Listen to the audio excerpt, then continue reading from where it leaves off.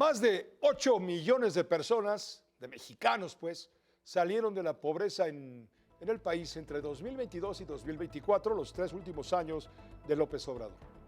Esto lo revelan datos del INEGI al utilizar la medición de pobreza multidimensional. Sin embargo, actualmente 3 de cada 10 mexicanos viven en pobreza al no tener garantizado el acceso al menos a uno de sus derechos sociales como educación, salud, seguridad social, vivienda o alimentación. Con uno, Eduardo Ruiz informa. En México se redujeron los niveles de pobreza y pobreza extrema. Así lo reveló la medición de pobreza multidimensional 2024, realizada por primera ocasión por el INEGI. En el país hay 38.5 millones de personas en pobreza, 8.3 millones menos que en 2022, cuando se registraron 46.8 millones de personas bajo esta situación. La pobreza extrema pasó de impactar a 9.1 millones a 7 millones de personas durante el año pasado. Y pese a los datos alentadores, persisten retos en cuanto a la capacidad de acceso a derechos elementales. La carencia más importante que se presenta en México es la carencia por acceso a seguridad social, que en 24 presentan 48.2% de la población. La segunda mayor es la carencia por acceso a los servicios de salud, con 34.2% de la población. Contrasta la capacidad de tener dinero y acceder a derechos como educación, salud, seguridad social, vivienda y alimentación.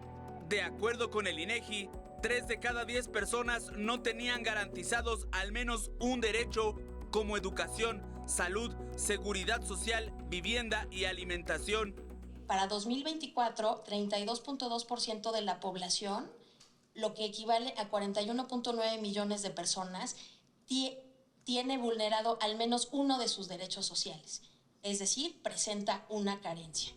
Las entidades con niveles más altos de pobreza multidimensional, con bajo acceso a derechos, son Chiapas, Guerrero, Oaxaca, Veracruz y Puebla, mismos lugares donde persisten niveles altos de pobreza extrema.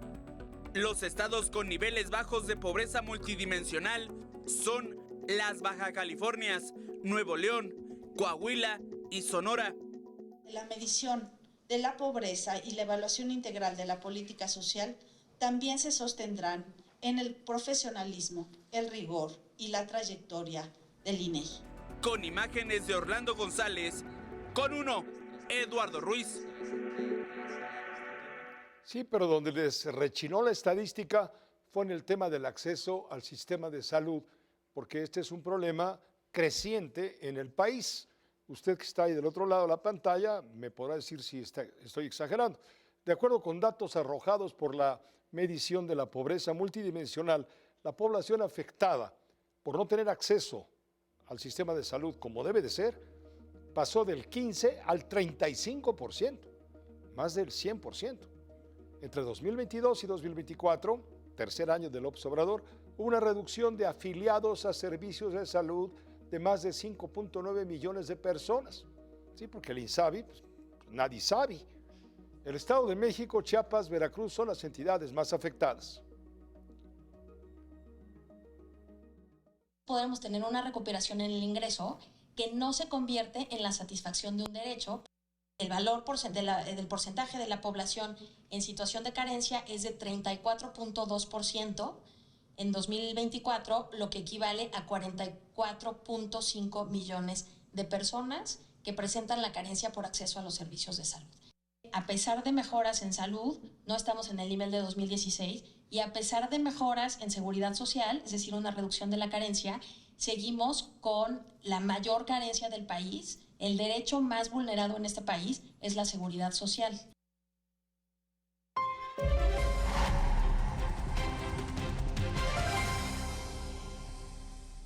Alejandra Cuyen, bienvenida, ¿cómo estás? Muy buenas noches.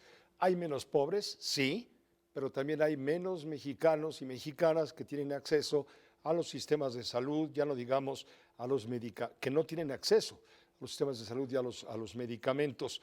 Es decir, está muy bien la medición multidimensional, sí, pero nos permite darnos cuenta con claridad de cuál es la realidad.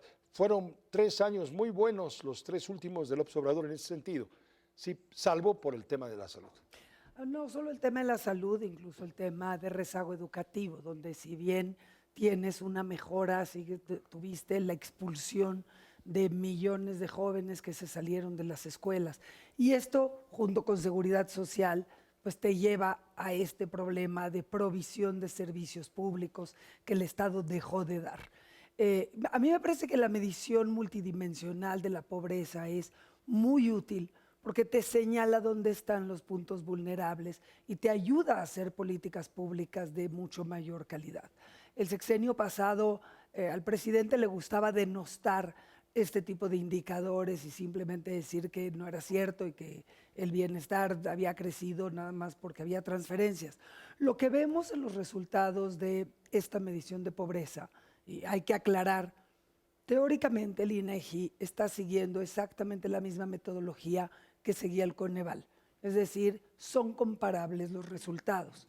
Sin embargo, justo en una entrevista que le hacías a Gonzalo Hernández, que fue director del Coneval, decía, hay que tener cuidado y eso lo vamos a poder ver, apenas salieron hoy los resultados, hay que meterse a explorar los datos, porque lo que él decía es que había preguntas de las encuestas que habían cambiado.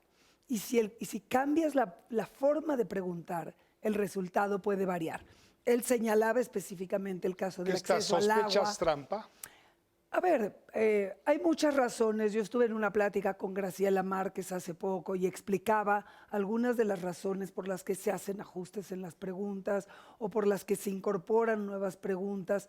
Pero todo esto te puede generar sesgos en los resultados. Y esto se vuelve muy relevante cuando ves números que brincan mucho. El acceso al agua, hay una mejora notable y sin embargo, tan solo por los problemas de sequía, tendrías que estar viendo reflejados pues, una crisis hídrica que es la que se vivieron los últimos 3 años y no se reflejan en el acceso al agua. Lo mismo pasa con el acceso al sistema de salud. Dependiendo como preguntas, que también señalaba Gonzalo Hernández como sector en el que se había modificado algunas preguntas, donde los resultados son muy buenos y a ver, qué mejor que pensar que la carencia de salud mejora, pero no, porque lo que estás viendo es que la gente tiene que pagar de su bolsillo las medicinas, tiene que pagar de su bolsillo las consultas con los médicos, porque ya no tienes médicos en las instituciones públicas. Y eso te paupera, ¿no? te vuelve más pobre. Pues te hace más pobre y ese es el chiste de la medición de la pobreza. Hoy leía por la mañana en una primera plana, ¿no?, de un diario nacional, 870,000 familias se han vuelto más pobres por tener que pagar justamente los gastos médicos. Y justo Graciela Márquez en esa plática comentaba, es decir, cuando uno se mete al interior de las cifras de salud, lo que se encuentra es que el gasto en salud puede no haber crecido tanto, pero la composición del gasto en los distintos componentes como medicinas o consultas es lo que se dispara. Entonces es muy importante entender que no nada más es una cuestión de ingreso. Y el otro elemento que vamos a tener que revisar es qué es lo que pasa a nivel regional. Porque cuando hablamos de primero los pobres, es notable ver que Chiapas, Oaxaca, Guerrero empeoraron. En el caso de Chiapas, por ejemplo, la medición de la pobreza se basa fundamentalmente en la encuesta ingreso-gasto. Y cuando ves las cifras del incremento en el ingreso corriente trimestral de los hogares entre 22 y 24, todos los estados crecen. Incluso Oaxaca tiene un crecimiento del ingreso por hogar de 5.6%, Nuevo León de 23%. Y Chiapas tiene uno de menos 7%. Entonces hay algo que está pasando que hay que acabar de meterse a explorar más a detalle los datos para ver en la distribución de estos beneficios dónde se está llegando. Las políticas del sexenio pasado, la más efectiva y la que más impacta la medición de la pobreza es la del ingreso general, el ingreso laboral que se llama, básicamente por el impacto del salario mínimo. Y porque metiste a una población muy importante que antes las factureras no les daban seguridad social y con los cambios en la política laboral tuvieron acceso al IMSS. No necesariamente el IMSS se daba abasto en dar servicios de salud, sin embargo, los incorporaste en un nivel distinto de ingreso, ¿no? Se está haciendo Pero muchos estados se quedaron afuera, Claro. y ahí es donde hay que revisar qué es lo que pasó, porque claramente las transferencias gubernamentales no son suficientes para mejorar la En situación. pocas palabras y para terminar, ¿se está haciendo una buena medición? ¿Es confiable? Yo creo que es confiable. A ver, el INEGI es una institución seria. De nuevo, estos cambios en las preguntas no necesariamente son sesgos maliciosos. Yo creo que Graciela Márquez es una magnífica profesionista y el INEGI es una gran institución, pero eso no quita que no haya elementos que hay que revisar en los detalles para entender dónde están las deficiencias y mejorar la política pública. Es básicamente en ese sentido. Alejandra Joyen, muchas gracias. Quédate, quiero que veas, que escuches esto porque es de Ripley, micrófono de oro. No sé qué premio otorgarle. Escuche usted a Rubén Rocha Moya, gobernador de Sinaloa. Los que se inundan son los pobres. Entonces la gente pobre puede reponer las cosas que pierde, pues con poquito. Esto lo dijo al presidir un evento para entregar ayuda a 179 familias afectadas por inundaciones en Mazatlán. Ese día la Brigada de Atención del DIF entregó despensas, colchones, colchonetas, estufas y kits de limpieza. Les dieron poquito porque necesitan poquito, porque son pobrecitos. Yo sé que los que se inundan son la gente pobre. Entonces la gente pobre puede reponer las cosas con poquito. Si le apoyas con poquito, resuelve.